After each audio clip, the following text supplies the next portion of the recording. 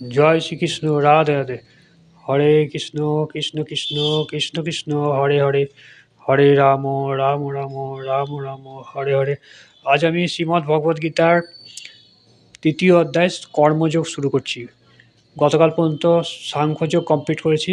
আপনারা যেন অতি অবশ্যই যেন সাবস্ক্রাইব করবেন, সাবস্ক্রাইব করে ভুলবেন না, তাহলে আমার প্রতিদিন আমি যে 2-3টে করে শ্লোক আপনাদের শোনাচ্ছি, তাহলে আপনারা শুনতে পাবেন। 18টি অধ্যায় পুরো শ্লোকগুলোই শুনতে পাবেন। শুরু করছি। শ্রী শ্রীল প্রভুপাদের গীতার গান। যদি বুদ্ধিযোগ শ্রেষ্ঠ হয়ে জনার্দন ঘোর যুদ্ধে নিয়োজিত করো কি কারণ? অর্জুন কহিলেন।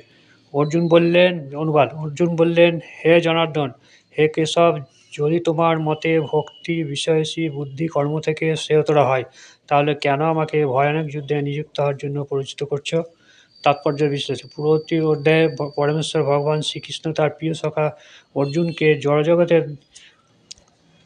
দুঃখ নর্ণব থেকে উদ্ধার করবার জন্য আত্মার স্বরূপ বিশদভাবে বর্ণনা করেছেন, এবং সেই সঙ্গে তিনি আত্মার স্বরূপ উপলব্ধি করার পন্থা বর্ণনা করেছেন। সেই পথ হচ্ছে বুদ্ধিযোগ, অর্থাৎ কৃষ্ণ ভাবনা। কখনো এই বুদ্ধিযোগে কদর্থ করে একদল নিষ্কর্মা লোক কর্মবিনূভাবে আশ্রয় গ্রহণ করে। কৃষ্ণ ভাবনার নাম করে তারা নির্জনে বসে কেবল হরিনাম জপ করে কৃষ্ণ ভাবনাময় হয়ে ওঠার দুর্দশা করে, কিন্তু যথাযথভাবে ভগবত তত্ত্বজ্ঞানের শিক্ষা লাভ না করে নির্জনে বসে কৃষ্ণ নাম জপ করলে নিরীহ অজ্ঞলোকে সস্তা বাহবা পাওয়া যেতে পারে, কিন্তু তাতে কোনো লাভ হয় না। অর্জুন প্রথমে বুদ্ধিযোগ বা ভক্তিযোগকে কর্মজীবন থেকে অবসর নেবার নামান্তর বলে বিবেচনা করেছিলেন, এবং মনে করেছিলেন নির্জন অরণ্যে কৃচ্ছ সাধনা এবং তপশ্চর্য জীবনযাপন করবেন। প্রকৃতপক্ষে তিনি কৃষ্ণ ভাবনায় অজুহাত দেখিয়ে সুকৌশল কুরুক্ষেত্রের যুদ্ধ থেকে নিরস্ত হতে চেয়েছিলেন, কিন্তু নিষ্ঠাবান শিষ্যের মতো যখন তিনি তার গুরুদেব ভগবান শ্রীকৃষ্ণকে তার যথাকর্তব্য সম্বন্ধে জিজ্ঞাসা করলেন, তখন ভগবান শ্রীকৃষ্ণ এই তৃতীয় অধ্যায়ে তার কর্মযোগ বা ভাগবত চেতনার কর্তব্যকর্ম সম্বন্ধে ব্যাখ্যা করে শোনান। দ্বিতীয় শ্লোক। শ্রী শ্রীল প্রভুপাদের গীতার গান। দ্বার্থক কথায় বুদ্ধি মোহিত যে হয়, নিশ্চিত যা হয় কহ সে উপাজয়। অনুবাদ: তুমি যেন সন্দেহজনক রূপে প্রতীয়মান বাক্যের দ্বারা আমার বুদ্ধি বিভ্রান্ত করছো, তাই দয়া করে আমাকে নিশ্চিতভাবে বলো কোনটি আমার পক্ষে সবচেয়ে শ্রেয়কর। তাৎপর্য অর্থাৎ বিশ্লেষণ।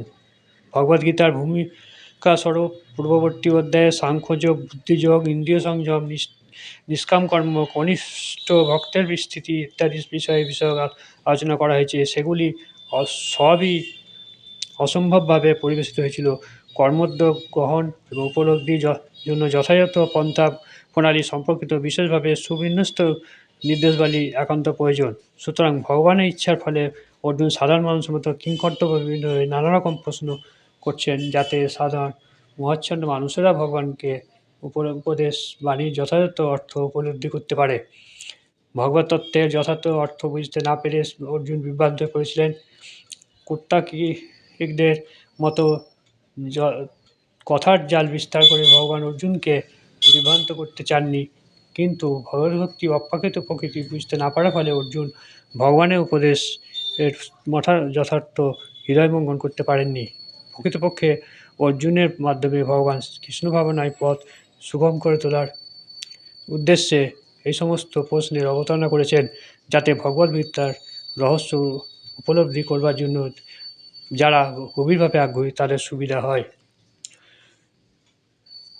আমার এই ভিডিও যদি আপনাদের ভালো লাগে, তাহলে অতি অবশ্যই যেমন লাইক, শেয়ার এবং সাবস্ক্রাইব করবেন, আর লিখবেন জয় শ্রীকৃষ্ণ।